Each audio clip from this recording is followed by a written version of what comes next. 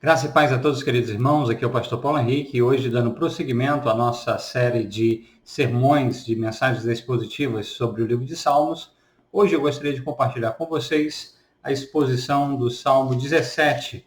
Diz assim a palavra do Senhor: Ouve, Senhor, a causa justa, atende ao meu clamor, dá ouvidos à minha oração, que procede de lábios não fraudulentos. Baixe de tua presença o julgamento a meu respeito, os teus olhos veem com equidade. Sonda-me o coração, de noite me visitas. Prova-me no fogo, e iniquidade nenhuma encontras em mim. A minha boca não transgride. Quanto às ações dos homens, pela palavra dos teus lábios, eu me tenho guardado dos caminhos do violento. Os meus passos se afizeram às tuas veredas, e os meus pés não resvalaram. Eu te invoco, ó Deus, pois tu me respondes. Inclina-me os ouvidos e acorde às minhas palavras. Mostra as maravilhas da tua bondade, ó Salvador dos que à tua destra buscam refúgio, dos que se levantam contra eles. Guarda-me como a menina dos olhos, e esconde-me à sombra das tuas asas, dos perversos que me oprimem, inimigos que me assediam de morte. Insensíveis, cerram o coração, falam com lábios insolenes, andam agora cercando os nossos passos e fixam em nós os olhos para nos deitar por terra. Parece-se como leão, ávido por sua presa, ou leãozinho que espreita de emboscada. Levanta-te, Senhor, defronta-os, arrasa-os. Livra do ímpio a minha alma com a tua espada. Com a tua mão, ó Senhor, dos homens mundanos, cujo quinhão é desta vida, e cujo ventre tu enche dos teus tesouros, os quais se fartam de filhos, e que lhes sobra deixam aos seus pequeninos. Eu, porém, na justiça contemplarei a tua face, quando acordar, eu me satisfarei com a tua semelhança. Amém. Esse Salmo 17, o título que aparece no original, é a oração de Davi. Esse é o primeiro dos 5 salmos identificados especificamente como orações. Os outros são o Salmo 86, 90, 102 e 142.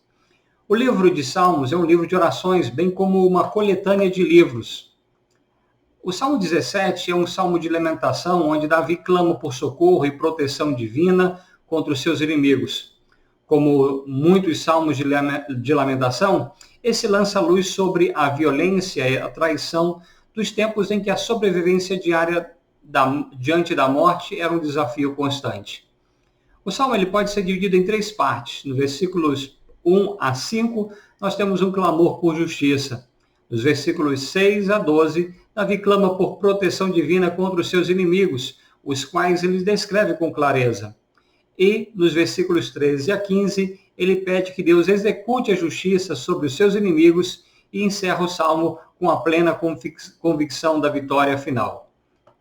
Então, nos versículos 1 ao 5, nós temos um clamor por justiça. A linguagem introdutória do salmo é usada no tribunal, pois Davi ele está apresentando diante do Supremo Juiz a sua causa, visto que sem motivos ele estava sendo perseguido por inimigos cruéis. Davi não está satisfeito consigo mesmo, mas se preocupa com a sua integridade, de modo que ele apela a Deus para que ouça a sua súplica e o proteja de tais inimigos. A súplica que Davi faz se apresenta em 3 formas, como está no versículo 1. Ele diz: ouve, atenta e dá ouvidos. Isto revela o profundo desejo de Davi de ser ouvido por Deus. De igual modo, a descrição de sua súplica é tríplice. Ele diz: minha causa, meu clamor, minha oração. A linguagem variada chama a atenção imediatamente para a intensidade de suas súplicas e a profunda necessidade em que ele se encontrava. Davi pede que Deus ouça a sua causa justa, literalmente a sua retidão. Ao declarar a sua retidão, Davi não está demonstrando orgulho ou hipocrisia, mas sim dando prova da fidelidade de Deus em meio a situações difíceis. Ele estava afirmando, diante de todos os ímpios perversos que o acusavam injustamente, que a sua consciência estava limpa diante de Deus. Esse tipo de alegação de retidão é comum nos Salmos e não deve ser entendida como reivindicações de justiça pessoal e perfeição impecável. Era, na verdade, uma afirmação de que Davi era fiel a Deus, inocente das acusações caluniosas de seus inimigos, Portanto, ele buscava a justiça e a proteção divina. É nesse sentido que Davi declara que a sua causa era justa. Davi não estava negando que era um pecador, mas estava afirmando a sua inocência diante das acusações específicas feitas pelos seus inimigos contra ele e pede a intervenção divina. Davi, então, lembra ao Senhor que a sua oração não procede de lábios fraudulentos. Os lábios enganosos são detestáveis aos homens e muito mais a Deus. Os hipócritas falam suavemente em sua própria recomendação, mas não era o caso de Davi. Ele sabia que se pode enganar os homens, mas nunca a Deus, que a todos conhece profundamente. Matthew Henry diz que as petições fingidas são estéreis, mas se o nosso coração dirige as nossas orações, Deus as responderá com o seu favor. A oração de Davi é o clamor de um homem necessitado, que sinceramente busca socorro e ajuda em Deus. Como diz Alistair Begg, a oração é um reconhecimento de que nossa necessidade de ajuda de Deus não é parcial, mas total. No versículo 2, Davi leva a sua causa a Deus. Porém, não basta ter uma causa justa. É preciso também ter alguém que julgue corretamente. Ele sabe que o justo juízo ou julgamento, como aparece no versículo 2, virá do Senhor. O que Davi pretende expressar é sem dúvida muito óbvio, visto que ele era injusto e falsamente acusado pelos seus inimigos. Ele não podia obter nem justiça, nem solidariedade por parte dos homens. Então, ele apela para Deus, solicitando que o Senhor se tornasse o juiz nessa matéria. Ainda que Davi estivesse sendo oprimido com muitos e vários males, ele se entrega à proteção e à defesa de Deus. Nos versículos 3 a 5, Davi declara a sua integridade que era e que é e sempre será dependente da graça de Deus. Davi sonda o seu coração e vê que, com respeito às acusações dos seus inimigos, ele é inocente. Martin Lloyd-Jones afirma que o crescimento na vida cristã não é possível se não somos absolutamente honestos com nós mesmos. De todos os aspectos da vida cristã, o examinar-se a si mesmo é provavelmente um dos mais negligenciados. Davi, então, ele está preparado para se submeter a um exame imparcial daquele que julga todos retamente, que sonda as partes mais secretas do coração e não pode ser enganado pela aparência externa. No versículo 3, ele usa dois verbos para afirmar a sua inocência. Sonda-me e prova-me. O verbo sonda-me no original hebraico significa testar, provar, examinar minuciosamente. Davi pede que o Senhor sonde o seu coração, que representa o centro do ser de uma pessoa, o centro das emoções, dos pensamentos e das motivações. Depois ele pede ainda que Deus o prove, cujo sentido original da palavra no hebraico é refinar ou testar, indicando o processo de purificação de um refinador que aquece o metal para tirar a escória e as impurezas, a fim de ter uma substância pura. Nos versículos 4 e 5, Davi coloca-se em contraste com os seus inimigos, cujos caminhos são violentos tanto em ação quanto em palavras. Porém, as veredas ou os caminhos de Davi são definidos e dirigidos pela palavra de Deus, de modo que os seus pés não escorregarão. Matthew Henry, ele diz que o Senhor conhece pelo nome aqueles que são seu, mas nós o reconhecemos pelo caráter. Os inimigos de Davi, assim como muitos hoje, não tinham escrúpulos e utilizavam de todos os meios para atacá-lo. Nesses momentos é comum ao homem desejar devolver na mesma moeda. Porém, o servo de Deus deve considerar o que Deus nos proíbe ou nos manda fazer através de sua palavra. Nos versículos 6 a 12, nós temos a proteção contra os inimigos. Davi ora pedindo a proteção divina contra os seus inimigos, confiante de que está falando com um Deus que, ao mesmo tempo, poderoso e amoroso. Diante do perigo iminente dos seus inimigos, no versículo 6, Davi se volta para Deus em oração, dizendo: Eu te invoco, ó Deus, pois tu me respondes. Inclina-me os ouvidos e acode as minhas palavras. A construção verbal no original indica um ato contínuo. A base do seu apelo é a bondade de Deus. No versículo 7, Davi pede para que Deus mostre as maravilhas da sua bondade. A palavra hebraica aqui traduzida por bondade denota o amor fiel e pactual de Deus para com seu povo. No versículo 8, Davi utiliza duas metáforas ou expressões figurativas de ternura e de cuidado. A primeira sugere uma unidade viva, como a do olho com o corpo. A outra representa uma relação amorosa como a ave-mãe com os seus filhotes, frequentemente utilizada nos Salmos. Davi pede ao Senhor: guarda-me como a menina dos olhos, esconde-me à sombra das tuas asas.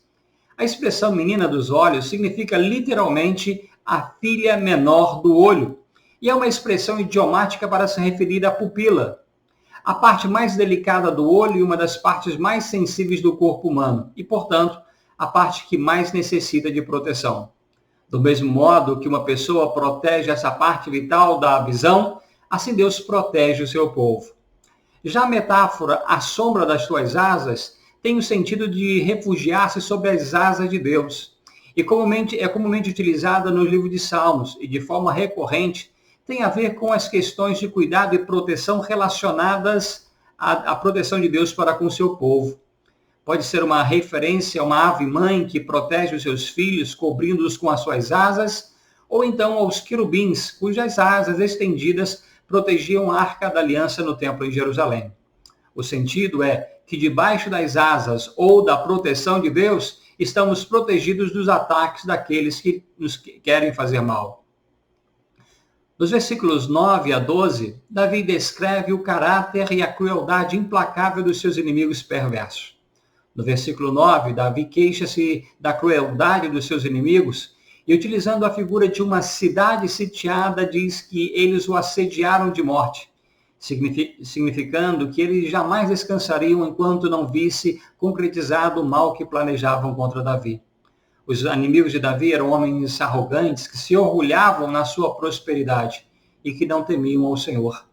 O versículo 10 diz: insensíveis cerram o coração, falam com lábios insolentes. A expressão cerra o coração significa literalmente fecham sua gordura e denota o orgulho com que viviam, repletos e inchados, por assim dizer, de tanta gordura ou obesidade. Essa expressão é usada também em outras partes do Antigo Testamento para simbolizar insensibilidade, bem como um estilo de vida egoísta e profano.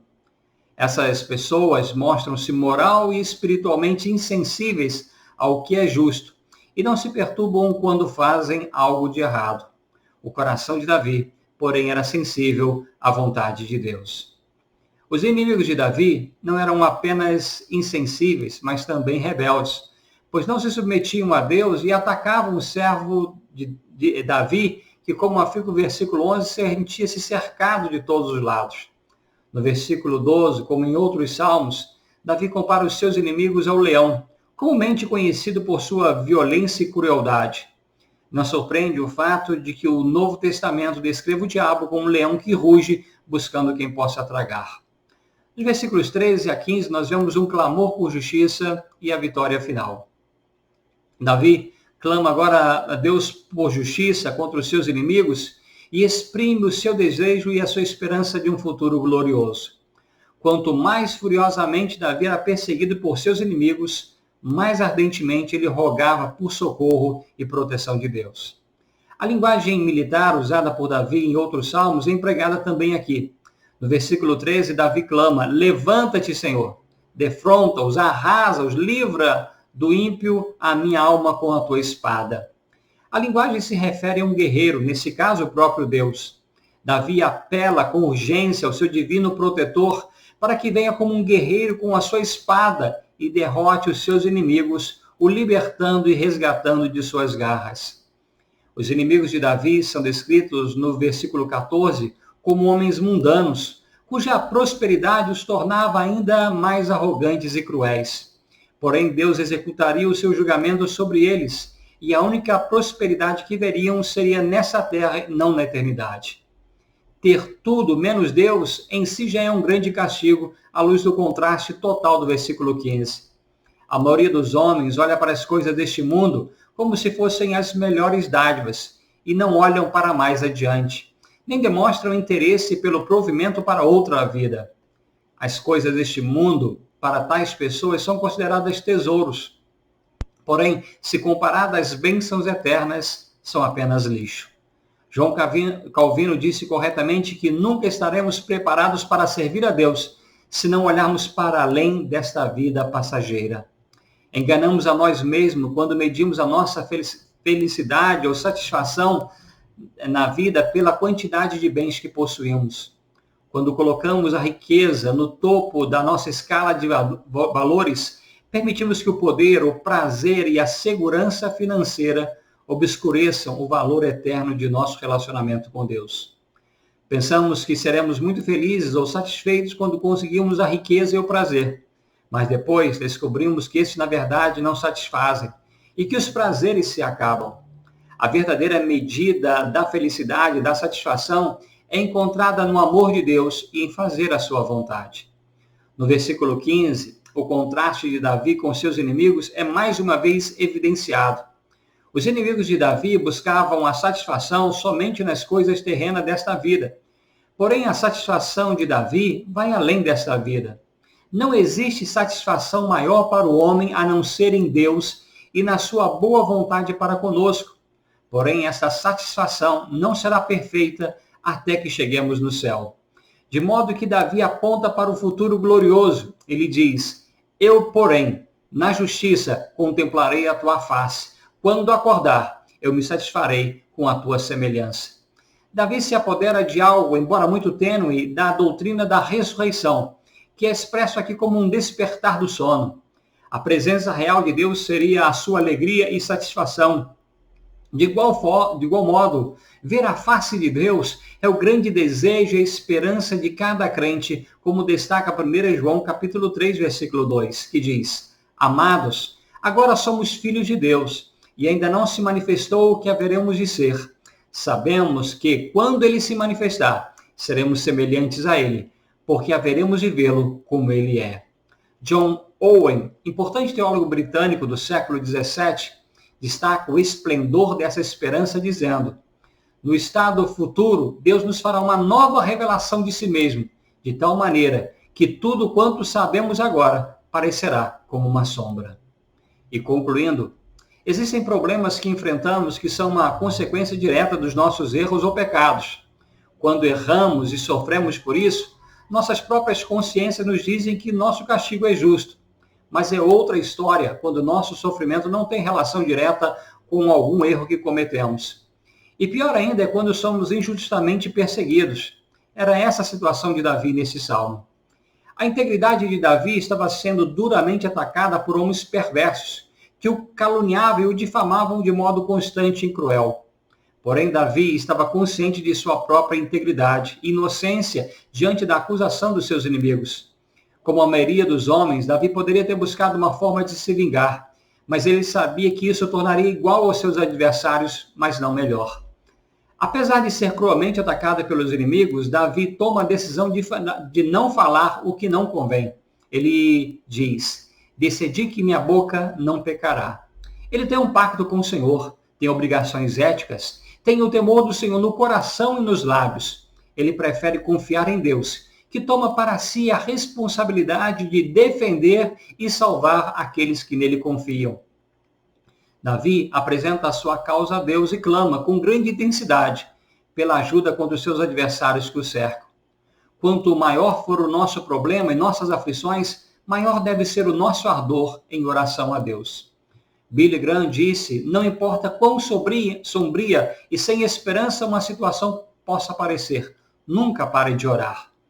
Davi não teria sido um homem segundo o coração de Deus se ele não tivesse sido um homem de oração. Os salmos que ele escreveu nos mostram que ele era mestre na arte sagrada de clamar ao Senhor.